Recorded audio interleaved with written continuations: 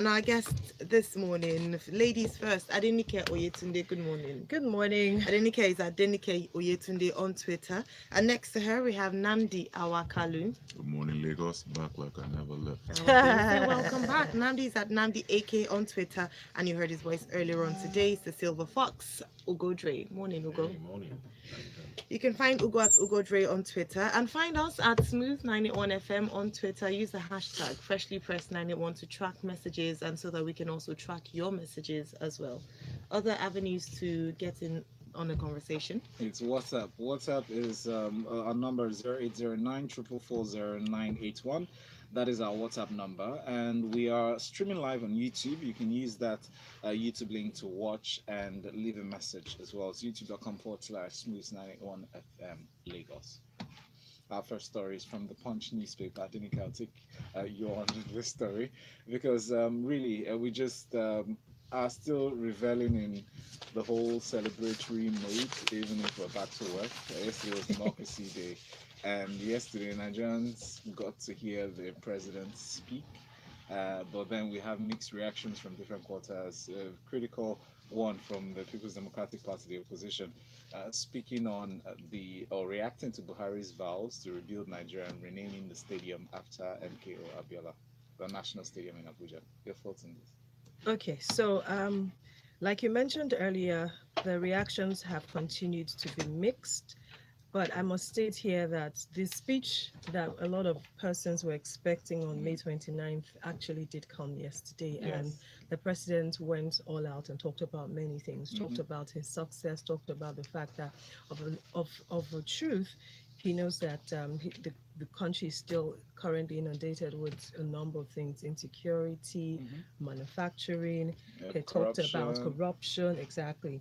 And he also said that the new mandate that Nigerians had given to him through the last election has revived the will to rebuild and to reposition the country through collaborations with states, council areas, legislators, and the diplomatic corps. Now, moving from there, he now mentioned, well, he talked about that he was going to honor the winner of June 12, 1993 presidential election, the late Chief MKO Abiola, by renaming the Abuja National Stadium after him. He also went ahead to say that apart from doing that, he was going to confer on both MKO Abiola and Babagana Kingibe national honors as he did with the late Gani Fawayini. Now, people had started to talk and people were complaining because a number of persons were saying, what happened to our sporting heroes?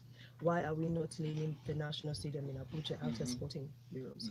And as if that wasn't enough, the presidential candidate from the PDP also did speak up, Atiku Abubakar, and mentioned that it was very sad for him to watch or hear that, well, through his people, not him directly, through the publicity secretary of the PDP, that the presidency of Muhammadu Buhari has not held up its end of the bargain, to uphold the tenets of democracy, and he's wondering why they're talking about it extensively.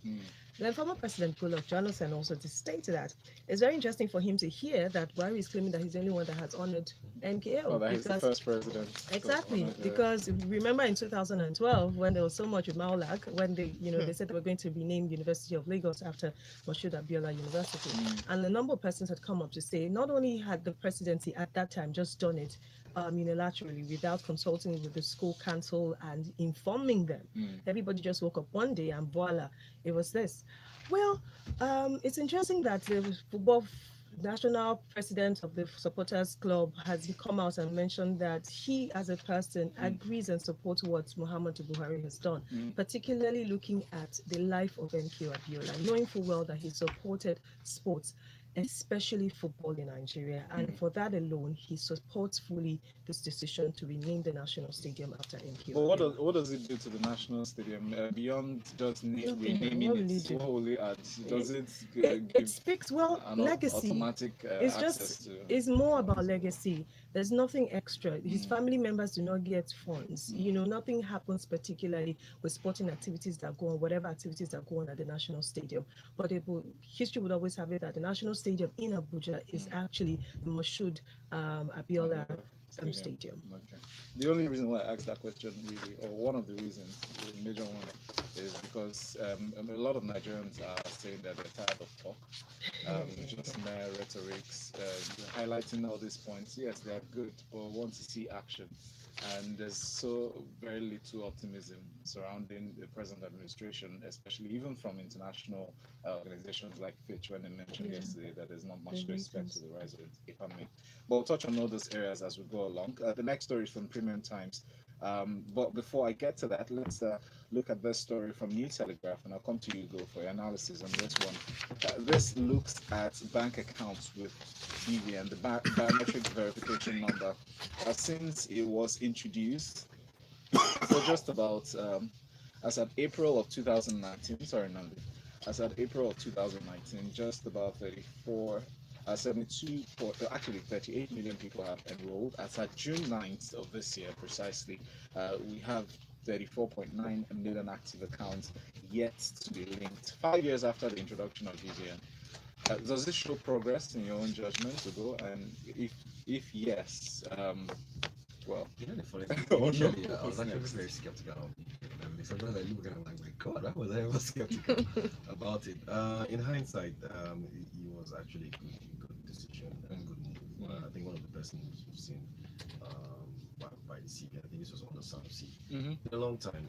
So today, BVN is, you can, see, say that this is one of the best way of, identifying and verifying anyone, in Nigeria, at least, and this has to a large extent basically, reduced or controlled illicit financial flow in the country. So it's easy to target, easy to know who and who wants a bank account.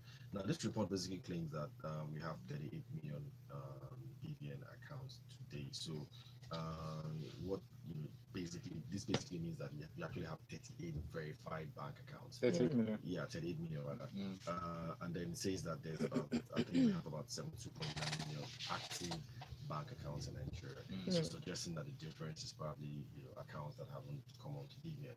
But I think it's not. I don't think that's correct because a lot of us have 2 or 3 bank accounts. So and it's tied to one BVN. So you can have, it's not basically a bank account per BVN. So out of the 72 million, obviously it's just a combination of all the Exactly, accounts. because a together. regular guy can have like 5 bank accounts. When Well, are they when talking about the number of 72 million? Does it include individual bank that's account what holders they're not or just unique total accounts, number? total So they're number not of bank unique accounts, account yes. numbers. All right.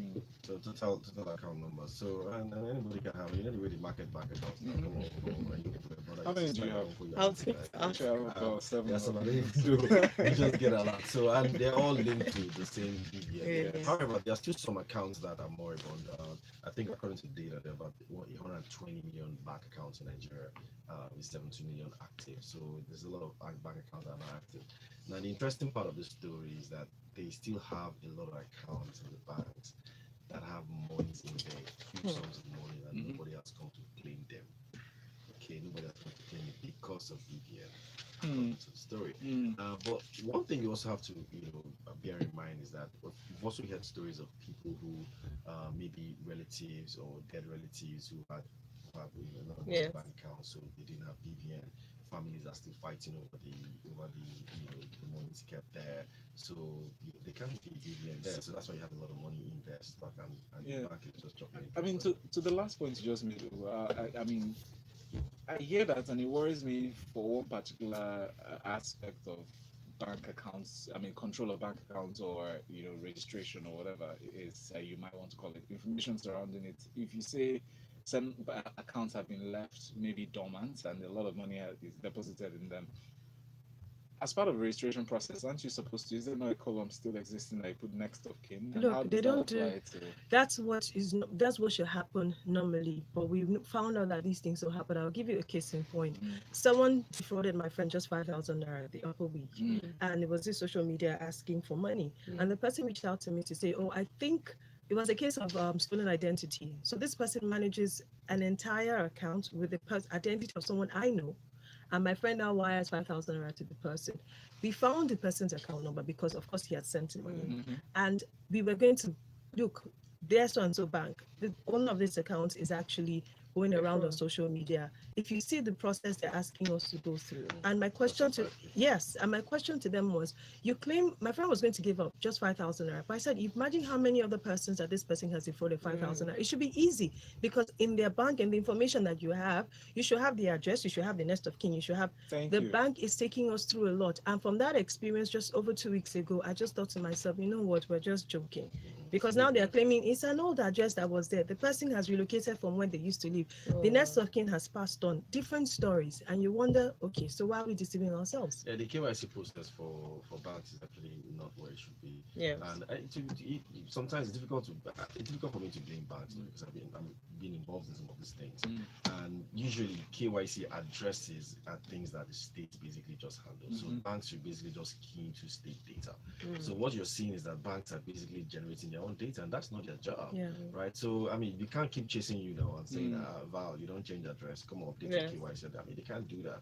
So But they- typically, but what they should can- happen is that the state government, should, whenever you change your address, it should be in the Update. record somewhere, and then the bank just plug into that record, and then it starts to update. That's how bank can now pay the state government some kind of fee or whatever. That's how it should be.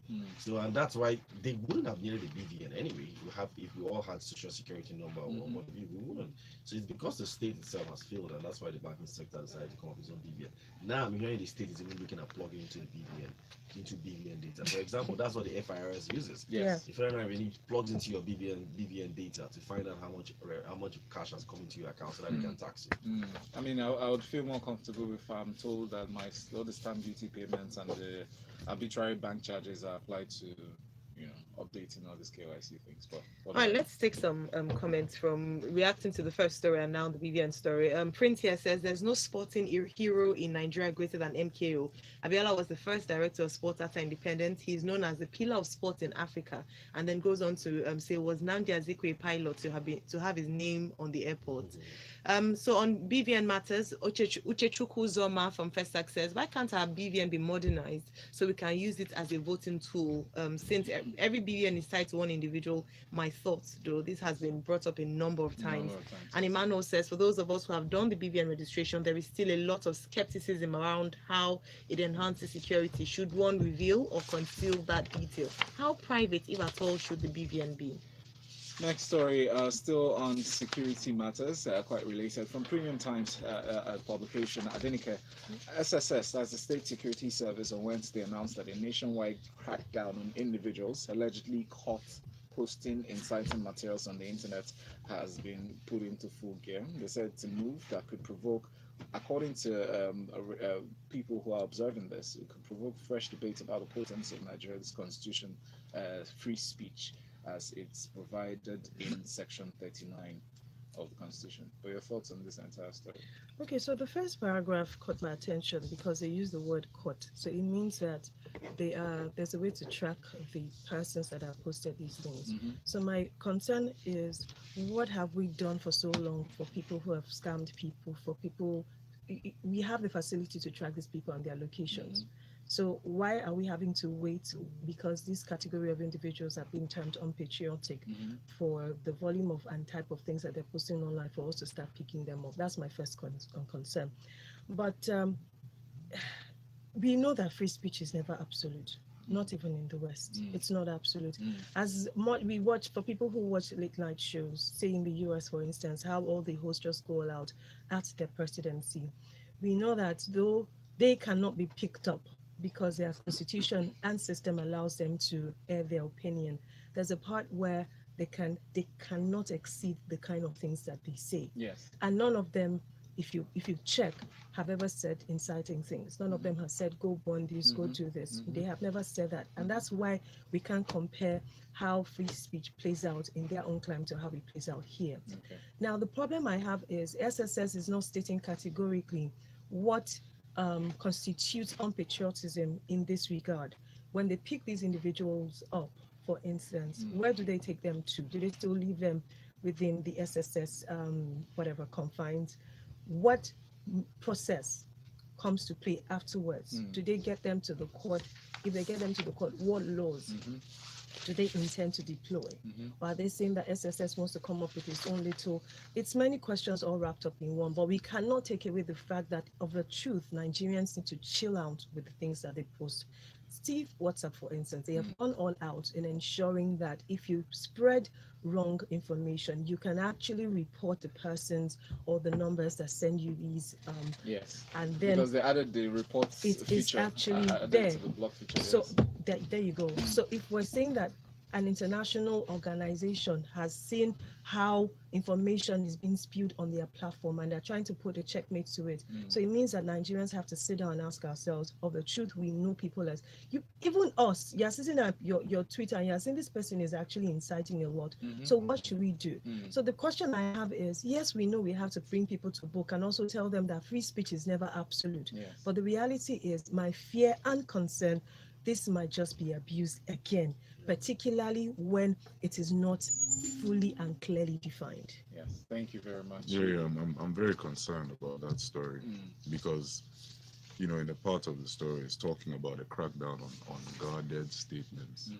So that's very vague. Because It's before you broad break a range of law, things. there has to be an existing law, and Exactly. the law will show guidelines as Precisely. in modus operandi. What they really should have done is to say we take exception to X Why is it? Tell us category exactly. of speech, and do At you least understand? as a Because guide. the idea here is you're undercutting Nigerians' right to free speech.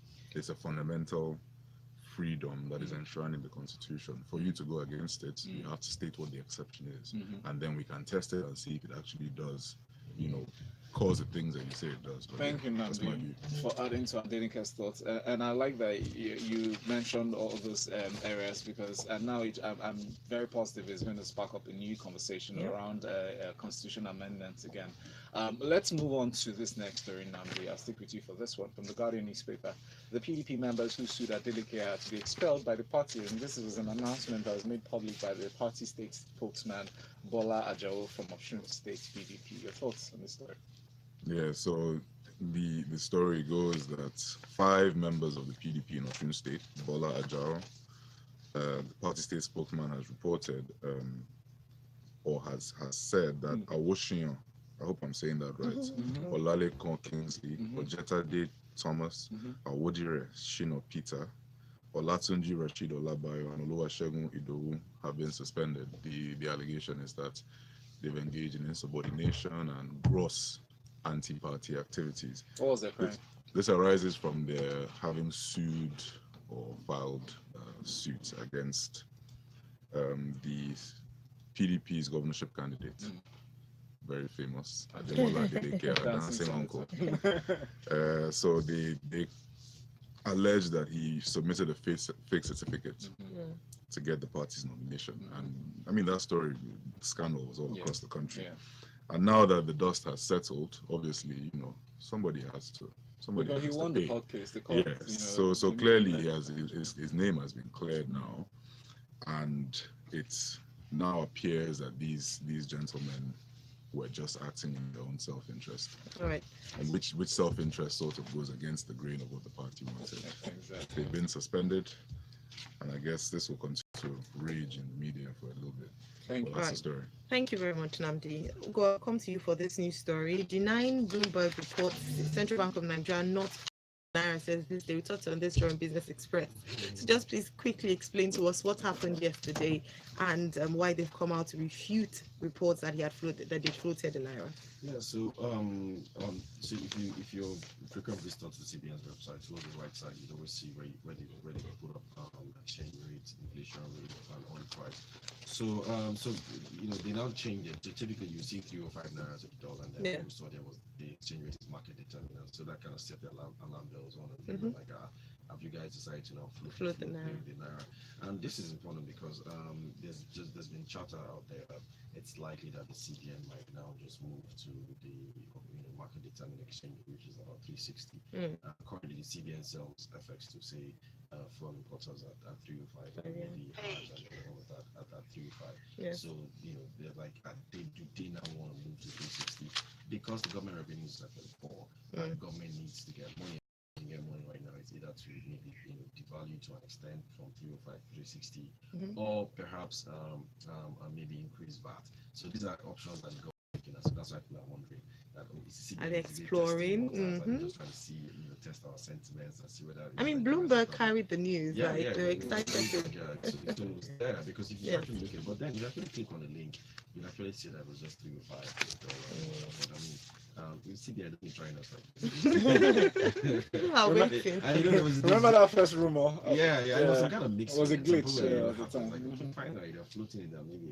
But eventually was quite stark Response. in his response. Yes. He says that look that as far as he's concerned, the CBN by law, was set up to basically defend the naira. Like to be said, actually in effect, the CBN will be disobeying the laws establishing it if he sits idly by and allow the naira to be determined only by the so-called market force. And that's a very strong statement Yes. from Emefiele, and it's actually worrying because it means that for those who are looking for a more market-determined exchange rate, this guy is not going to do that. Don't count on another that. 5 years, so. Yes. All right. Thank you very much, Namdi. Let me come to you. Still some more news on Democracy Day. Jonathan Obasanjo, other former leaders absent at ceremony, despite the fact that it's noted that a few leaders from around Africa and the rest of the world, or for some of them, their representatives were there, but notably. Jonathan, immediate past president, Obasanjo, and others, for one, were not there. Please take us through this. I think the implication of this story Mhm. is that some of these persons in question are ordinarily thought of as part of the conversation on democracy in Nigeria. Yes. Abdul Salam Abubakar was instrumental in the return Yes. to democracy in 1999. Olusegun Obasanjo was our first president Yes. Civilian. in this new Yeah. republic. Yes. And of course, Goodluck Jonathan was championed all across Africa for his refusal to contest losing the election in 2015. But then again, you must also probe behind the reasons for their not being there. Goodluck Jonathan and his administration has been demonized for 4 years. Yes. Abdul Salam Abubakar was in power when MKO Abiola passed on. Yes. And this June 12th celebration is basically to honor MKO MK Abiola. Abiola, I'm not making any insinuation. I'm just glad trying to show you're you, actually breaking it down. I'm Go trying on. to show you, the story behind the story. Ibrahim Babangida, Mr. Maradona, was responsible. He annulled the election. I'm just going to say that he engineered the entire situation which led to that tragedy of democracy on that day. And another thing, like Yakubu Gowon was present on May 29. This might be something more to do with old age, or perhaps a tighter schedule. He had somewhere else to be. But the insinuation in this story, as I'm reading it, is that these gentlemen preferred to be away because of the implications of June 12 and that celebration. And the history of it. Yeah. Okay, thank you very much. Thanks a lot for breaking it down that well. I'm really glad you did. Ugo, I'll come to you for the next one. Federal government may lift land border vehicle importation ban, says Customs boss. Adenike, you're laughing, as I'm sure a number of people listening are also perhaps smiling and excited about this news. In 2017, they ordered a ban on importation of vehicles through the land borders, but they're saying that with introduction of new technology, it might be very well that they would, it wouldn't be banned any longer, as they'll be able to control that. It may not, yes. Go on, please. Yeah, so I think it was in January 2017 or so, December 2016 that they announced that they were going to ban importation of vehicles. Yes. And then by January 2017, that came into effect, and of course, meaning that you can only import vehicles officially through sea, and so that ban basically just shut off importation through the sea border. But the real issue here, this story is basically about custom revenues and where vehicles are coming in from. Yes. So with the new information or new system that have arrangement they have with Benin, then it means they can do this, and then they can as well smuggling, which was the reason why they banned it in the first place. And at that time, I think customs were earning about 2 billion or so per quarter in terms of revenue duty. But Valentine and Iro, the issue here is still that import duty. But they touched on that in the story, actually. Yeah, they don't plan to change it yet. Yeah. So to import cars, for example, brand new cars, you still have to pay 70%. and then second-hand vehicles 30%. That's high. So And you look at it, you're like, if you're trying to like lift people out of poverty. I mean, how do you do that with this kind of high import duties? For vehicles. So that's really the problem. So whether you're bringing it through air, land, train, or underground, wherever, the most important thing is that you're still hooked on paying that high input duty, all because of the request for Local, yeah, to encourage local which we production. actually are not seeing. Yes. So I think it was during Jonathan that they had this 70 and 30%. Mm. 5-6 years now. Where's the locally made vehicles? We have not seen it. All right. Thank you very much. Moving on very quick. Namdi, a Papa Gridlock road to elimination. Now, just before he took oath of office for his second term, the president had said that within a record time he would eliminate a Papa Gridlock. And looking at this headline and some of the details of this story, we see that they are making moves doing this. Federal government moves 54 parks as holding bays for trucks. Tell us what the update is and what they're planning to do to ensure that no more gridlock in Apapa. So it's kind of felt with the Apapa gridlock that there's been a process of trial and error for the larger part. Let's try this one, let's try that one. But this is an encouraging story. They've identified 54 private parks, as you said, which Yes. can be used for truck holding. Now, a key part of that system, a key functionality which will allow it to work, is that the authority has introduced a manual call-up system. I think this manual call-up system the call-up system itself, I think it's called TUCS, was introduced as early as February, but it hadn't worked because the manual call-up system is open to manipulation. Manipulations, yes. I was going to say corruption, but let's not say too many suggestive be- things this morning. And it is open to manipulation in the sense that because it's manual, there might be favoritism. So Yeah. the persons who are in charge will only call up the trucks from whom they have received some form of gratification, etc., etc., etc. However, the bottom line of the story is that once the parks are made available and the call-up system is institutionalized, then we will no longer see the gridlocks that we're seeing, because if trucks are in their garages and they know when they're going to be called up, there's a schedule, and of course we're not going to have that system where all the trucks are heading onto the roads at the same time. Now, in addition to this, the Executive Secretary of the Nigerian Shippers Council, Hassan Bello, is appealing to truckers to follow all the procedures. He also says that part of the effort towards addressing the gridlock include increasing demurrage-free periods from 5 to 10 days. Now, this is important because demurrage is the charge you pay for failing to discharge or load a ship, when you have something on board. So if you increase the demurrage period, noting the gridlock in Apapa, then you allow trucks a bit more time to get to the He also talked about imposing penalties on delays deliberately caused by terminal operators and shipping lines to delay so that people pay more money while waiting. Well, thank you very much. These are all really encouraging things, but let's see what happens in implementation. That's important. All right, we'll take a few messages. One from YouTube, Hamzat Me points us to 2015 cybercrime law signed into law by GJ government that categorically addresses inciting statements as posted on electronic media as contained in the story about the state security services. And I took a look at it. It addresses areas of pornography, cybercrime, cyber stalking, and some other things that relates to cybercrime. So it would be nice for us to at your spare time, or maybe during your break, just go through the 2015 Cybercrimes Act as enacted by the National Assembly. All right, thank you very much. Unfortunately, we cannot. We'll just touch, as I mentioned, the headline: Candidates react to JAM's 160 cutoff mark of admissions. Just to announce, the new cutoff mark has been released, and it's gone up from I think it's 140 or 120 to 160, and that's been announced earlier by the registrar. Well, thank you very much for being a part of today's. Pardon?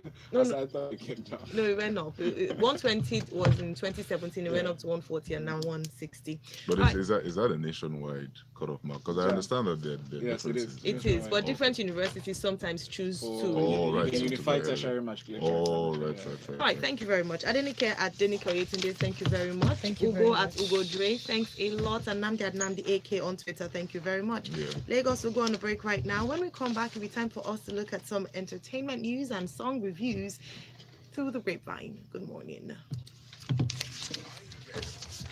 Thank you. Thank you. This thing was 250 to 20 now. Yes. What kind of job Yes, is this? it was. In One fact, sixty. it was. What's It that? 160. Cut off I mark, Yes, 160. It was 120. My sister got to Ridiculous. process. Guess what? They haven't changed curriculum. It was They have not 120. improved education. It was Nothing. 1.